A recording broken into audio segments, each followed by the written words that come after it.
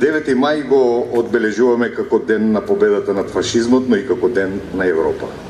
Денес се навршуваат 74 години од настанот кој стави точка на Втората светска војна и 69 години од ставањето камен темелник на денешната Европска унија. И ред е денеска да ги прелистаме страниците од историјата кои ги бележат овие исклучително важни случувања кои оставиле позитивни белези во понатомошниот светски и европски развој. Безусловната капитулација на Третиот рајх е подпишана во разурнатиот Берлин само неколку минути по полнок на 9 мај 1945 година.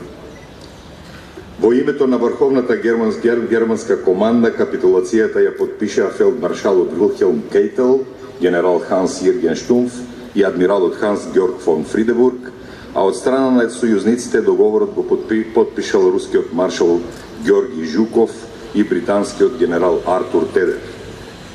Со тоа биле запрени крвопролевањето и страдањето од Втората светска војна со која загинале над 50 милиони луѓе. Во оваа прилика треба да споменеме дека и нашата земја беше дел од таа војна и тоа на вистинската страна попозната како антифашистичка коалиција.